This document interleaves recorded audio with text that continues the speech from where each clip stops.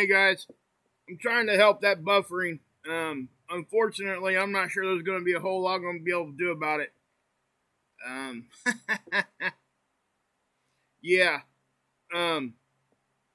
Yeah. I don't think I'm down. I think I have everything going right now. I hope. I don't know. Everybody hear me?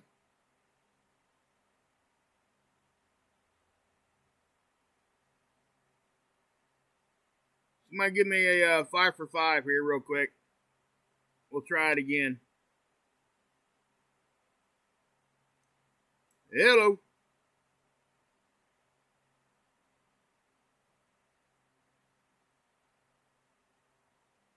Can anybody hear me at all?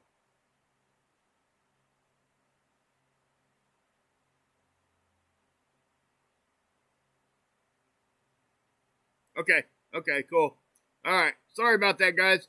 I'm working on that buffering. What it's going to do is going to slow us down a little bit because I'll have to pull stuff up one at a time instead of having it staged and ready to show you. Because with the bit rate, we are getting geomagnetism right now. And I noticed earlier when I was looking at some of the tools, it definitely was lagging. And even Noah is having a little bit of issue. You see this little bar right here? This is they're missing this data right here, and Discover's the same way. So we will try to do the best we can here. See, they're missing the same time frame. So I'd imagine it's coming from, because we are getting geomagnetism right now. It's a coronal hole stream, maybe part of a CME also. It's hard to tell with everything that was coming at us, but there's definitely an uptick right now. Also, we had, yesterday we seen that big solar tsunami, and I'll show that to you guys here in just a second. So, I don't have a whole lot of time. Oh man, look. They are now predicting us to be in a G1 storm. That wasn't there a little while ago. I mean, literally, they just posted that. So, we ain't there yet. We are at a 4. Okay? Now, regardless, it's not a big deal, okay, as far as power going out or anything like that.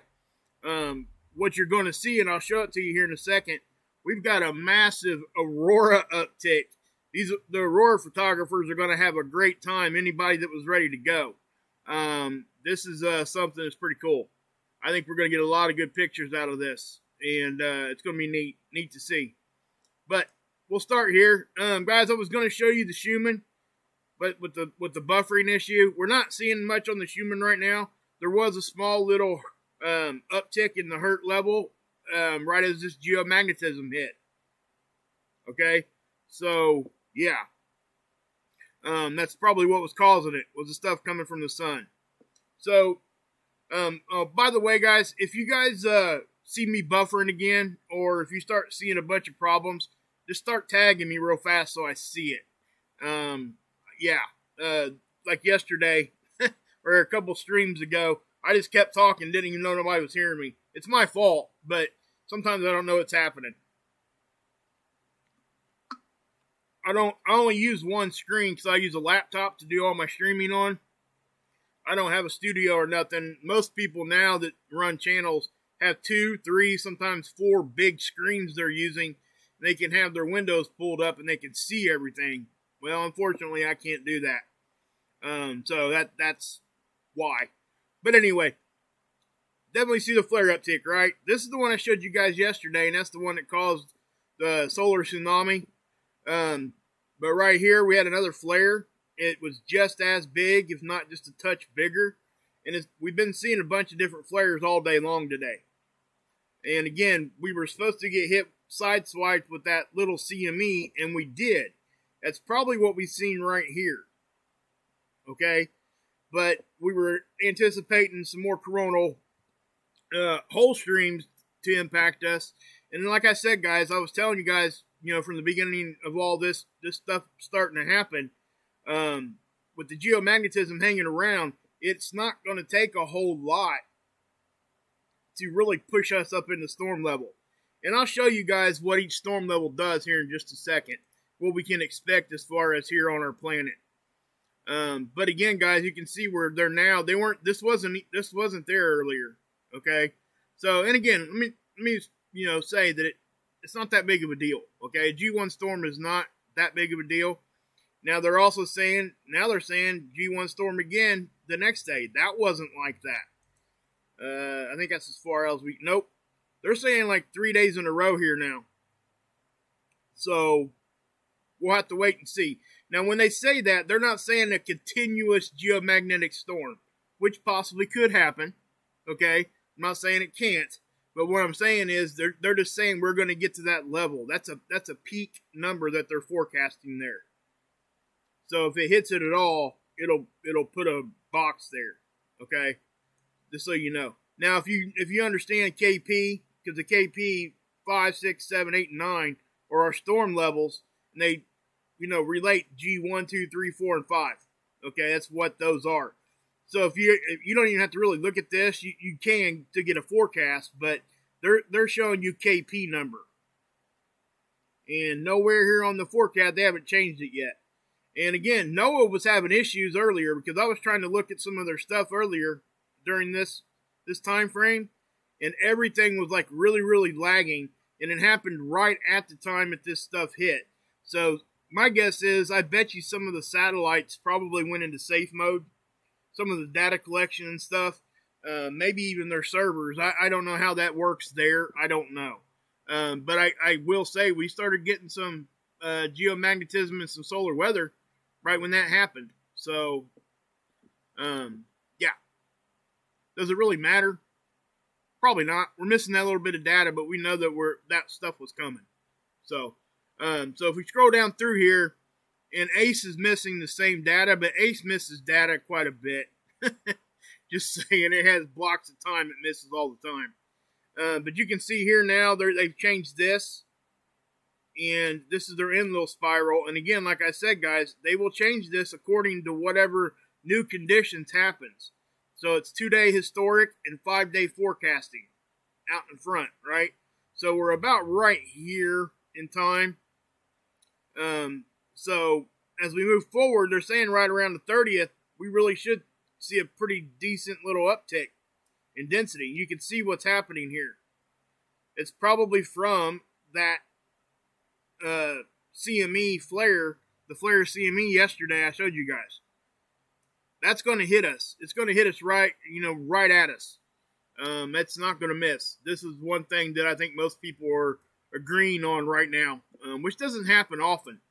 There's usually always somebody that's, saying they don't think it's going to happen that way, and sometimes they're right. But check out the Aurora. That I just had to smile when I seen that. I tell you what, let me I got a better one for you here. We'll just do this.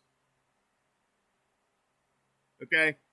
So that's a lot of Aurora. Now, granted, what you're seeing there, it's more polar than equatorial, which is normal, okay? But we like to see it get down into lower latitudes so more people can catch some pictures of it. So as we move forward on this, see how that just went, and this even missed time. So I'm thinking NOAA was having some issues, because this is where all this hub is. We could probably go somewhere else and find the data there, but honestly, guys, I really don't have that kind of time right now, or I would. So we're going from 12:15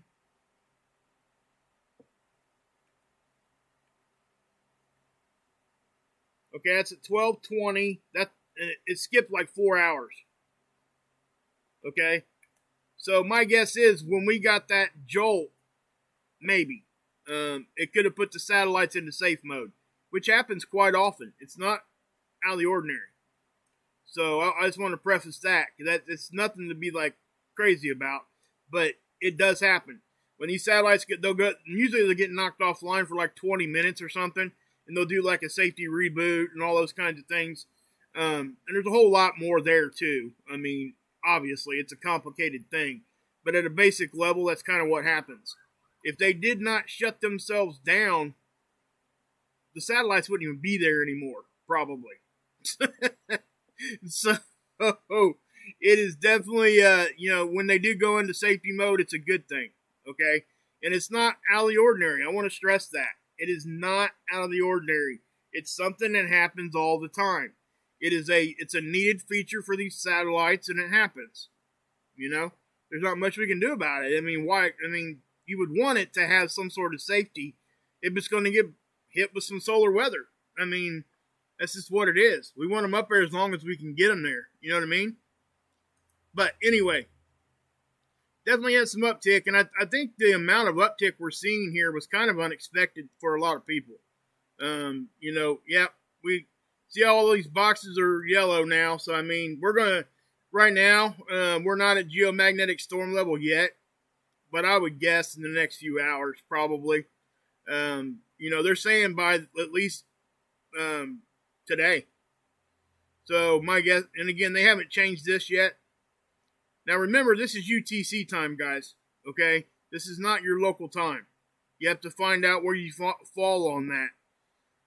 Right now, UTC, we're right here, and these are 3-hour blocks. So just so everybody understands that. So it's definitely, yeah, the photos are going to come, ain't they, Ricky? For sure, for sure. I think it's going to be awesome. I mean, look at that. I don't see how people aren't going to get photographs in this event. I think it's going to be cool. I really do. You know, so, you know, we'll have to wait on that. There's not much more we can talk about on that. But as far as, you know, like the solar tsunami and stuff they were talking about, or that happened, let me bring up spaceweather.com. They reported on that really, really well today. Wrote an article on it. Again, guys, go give them some love over here, okay? But yeah, so it was from that flare I showed you guys yesterday with the CME that was with it. And as you can see, it ripples right through the atmosphere. And it was moving at 110,000 miles per hour. So that's definitely, you know, and if we were to go look at Soho right this second, it's like really, really lopsided halo. It's not like a perfect circle around the occulter, but it definitely, you can tell it's coming right at us. It was either going to go, looking at that one view, you would have to say it's going off the back or coming right at you, one or the other. It wasn't going to the side too much. So it definitely, and it was covering, you know, latitude, which means vertical, okay? So as it was spreading out, we'll take a look at that in a second. But I do want to show you this, the capture here on the 211 view, because I think this gives us the best view on what happened to the atmosphere of the sun when that happens. Okay, here it comes. Right about there. Okay. You can see it. I mean, that's pretty violent. And if you see this, it looks like, you know, this one fired off, and I think it kind of actually destabilized this sunspot for a minute down here. And this one actually flared very shortly thereafter. See that? So it's probably what happened. Again, there was no CME with this one. If it was really small. But that was that second C3 class flare that we've seen. I don't think it got the C4. It didn't look like it to me anyway. Let's go back here and I'll show you. That was the second flare right there. There's the first one. And there was that second one. So, okay. Now, obviously, guys, the magnetosphere tools are going to show stuff hitting our magnetic field. Okay? It doesn't mean anything other than that. Okay? We're not talking grid down stuff. We haven't seen this in a while with our magnetosphere taking a decent sized hit. So I don't want people to like over exaggerate this and get kind of shocked when they see it. So I'm gonna play it, and you'll see it come in. So, and this is just the kilometers per second. This is the velocity of the solar wind, and we are getting quite a bit of magnetic pressure. I have to say. And, you know, that's classic look, man. I mean, if you were to look at like just a static photo of what our magnetosphere and our magnetic field looks like out in the front, that is classic look. I mean, wow. So, yeah. See that? See how it looks almost like a flower almost because of the colors, obviously. But they look kind of like petals of flowers. But it's, yeah. Wonder how big that solar tsunami is compared to the Earth. Oh, it would, oh man. That's a, yeah. If we go back here to that, where was that at? I had you on this one, on that one, didn't I? Guys, that the size of the Earth would fit inside my cursor. Okay? So, that's how small we are compared to the sun. So when somebody's showing you captures and things, that's what you got to understand. So when I say it's covering a great deal of area, and I say from like where my cursor is here down to here, like that filament that was on the east limb or the west limb of the sun over here yesterday, that's a big time distance. I mean, it's traveling a good distance. I can't remember exactly how many Earths can fit in the sun. I need to go look that up. I know what it is. For some reason, I'm just drawing a blank. But we're talking about fitting inside it, you know. We're not really just talking about side to side, like full diameter or radius. We're talking about volume there, too, how it takes all that up. But, yeah, that's a huge area, okay? As it covers, it almost went the whole full disk of the sun. And, you know, this was right in front of us. So, I mean, that's why we got such a good view of this when this happens. A lot of times it happens when it's off here to the side. And, you know, yeah, we see that a lot too. But yeah, so if we go down here, and this is the density, and like I said, guys, with an increase in solar wind speed, typically the density is going to drop, and that's exactly what you're going to see right here. The darker colors are the higher dense material. And as the solar wind stream starts to hit, it's starting to hit there. You see how the whites are coming? All right, and there it goes. I want you guys to notice something though. You can legitimately see our magnetic field doing its job. It's deflecting a lot of this. Okay? It doesn't mean that stuff ain't getting in, because it most certainly is. We wouldn't be seeing the Aurora and stuff if that wasn't the case. You can actually even see, and I'm going to grab it and I'll show it to you here, how the density changed more so. And remember, guys, this is two-dimensional.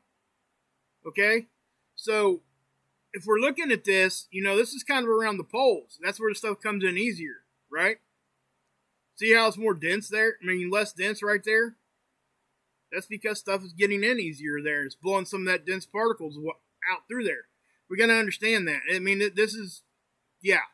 And if they had real-time three-dimensional models of this, that would be awesome. But, you know, I'll take what we can get on these.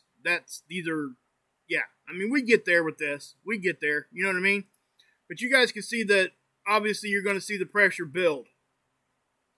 Okay? And, again, this is exactly what we expect during these kinds of things. Okay? Your lights are still on, right? You guys are watching me. So that's what I want to point out. Okay? So, you know, now, again, guys, I ain't saying that there ever couldn't be an event to where we have our lights out and all those kinds of things, because that's what we look for, right? I mean, that's really why we pay attention to this kind of stuff. I just want, when it's time to come out and tell somebody that, I want everybody to, you know, at least be able to trust me to the level of, hey, he said that, maybe I at least need to go look at it. You know, and I, you know, there's a lot of channels out there I can't say that about. You know, and I'm not saying that they don't get touching on some stuff and all this other kinds of things. I don't point out anybody. You guys know I don't. But those out there that are screaming every time they see anything at all, you know, I have a hard time thinking that the people that are watching those guys are going to take them serious at all when something big really does happen. And that is why we shouldn't do that. That's the exact reason. So, anyway. Let's go here again. So, this is the Aurora. This is North and South Pole. Exactly, Ricky. It'll happen, but this ain't it. Not even close. And like I said, most of you guys here are probably just as new at space weather as me, okay? So when you got into this, started looking at this, we were in solar minimum. Okay, we were on the end of the solar cycle. So stuff was starting to tame down already. We didn't get a chance to see this kind of stuff, right? So when we do see this, it's natural for people to be like, wow, wow, wow, you know? And yeah, I'm like, wow, wow, wow, but I also understand it now to a level that, you know, I want to help people understand that this is not something out of the norm. This is definitely something that's, yeah, this is what we should be seeing. And when we get hit with geomagnetism, this is what it is. Geomagnetic storms. This is what you're going to see it get worse than this. And you're still going to have your lights. That's all I'm saying. Okay. There's the Aurora. I had the geoelectric field model pulled up too. Yeah, I got like 5 minutes here, guys. I'm going to have to roll. Let me bring this up too real quick. Where did it go? Now, this is space weather's effect on our electrical grid, okay? Or artificial electrical components. They're saying the chances of it. And you're going to see it, right? Now, one thing you have to recognize right now, we're going to see it more right here because right now the United States is facing the sun. Okay? So that is definitely a, yeah. So, yeah. Let's go ahead and pull up. I just want to show it to you real quick. Oh, I do want to show you the Discover data. I think I showed it to you, but I'm going to go back to it for a minute. Our BZ did go down -6 or bigger, okay? So we're at -13, 14. So we are definitely taking a hit right now. And it's definitely going to be something that's probably going to be ongoing. You can see the waves coming in here with the speed. The phi angle flipped. All that happened all at once. Okay, just like I was telling you guys, when we do take hits like that, a lot of times that's what you see. And that's exactly what we're seeing. The speed itself, 475 isn't like breakneck speed or anything, but it's fast enough to give us a little bit of a hit. And you're seeing the density drop out, and it's going to. You know what I mean? That faster wind speed. So, and we do got, like I said, guys, we got other stuff coming, okay? So, let me back that off, and I'll show you a different view here on SDO real quick. That was in my intro. Here's another filament right here on the 304. That's actually right now. That just released. We had a little filament bust off here too, but I don't think it left the sun. It didn't look like it. I could be wrong on that, but I don't think I am. You can, if you guys go over here to SDO, just check out these different views, different angstroms. I'm sorry, guys. I'm trying to rush through this because I gotta go. Anyway, I know. I'm sorry. I'm having to rush. I hate it too, but one more thing. I want to show you guys. Let's go to Siege just for a second. Okay, now did you see that kind of glitch out there right at the beginning? That's when we got that second flare, so it probably got flooded with light. And we see that sometimes. This is Soho sitting out in front of our planet, so any kind of light that was coming really, really bright sometimes causes this to do that. I just want to show you that real quick, but I also want to show you Stereo A. And if you look at this, if you guys remember yesterday, I showed it to you. Well, I'll show it to you real quick. Remember I said it kind of poked out right there? Right when that, see that? That's when that solar tsunami happened and we had the flare in the CME with it, right? And then it, we didn't get any more data for the day. But right now, we got this, and you can see, okay, so I'll back up to its first capture right there. That's it right there, but now watch. You can kind of see the edge of it. It booked out of there pretty quick. Okay? You can kind of see it, because this is jumping time a lot right now too. So, but we could probably go to a different site and get more data. But you can kind of see it here on the end. What I'm trying to point out is I don't think this is going to miss us. I think it's going to hit us. That's why I was trying to show it to you. So, But guys, I really do have to go. I have to go get my daughter from school. I wanted to get this in. I'm going to be going on. We're actually going to head to Tennessee on vacation. I'm still going to do some stuff at night. I'll be back on here to give you guys updates, especially with all this stuff happening. We don't do a whole lot during the nights when we're on vacation anyway. Just kind of sit around the condo and stuff. But with my in-laws, they have timeshare and stuff, so we go down and go on vacation with them and stuff. Pretty cool stuff. So, do we need ham radios? That's actually Trinity. Good to see you, by the way. That's it. Yeah, I mean, not for this event, no. But when we're talking about those kinds of things, this directly affects it. So, Tamantha Scove, you guys should go over and check her channel out. I showed you guys her channel yesterday. She talks a lot about ham radios. You guys really should go over and check her out. She talks a lot about that stuff, and she understands it at a level that I just don't yet. I'm learning a lot from watching her channel. But anyway, I am going to have to pop off here, guys. I appreciate you guys stepping in. I may do another one later on tonight. But, we got geomagnetism and we got stuff going on. So, we got stuff to talk about. So, anyway, guys, God bless. Yahusha saves. And as always, you can drink this Kool-Aid any color you want.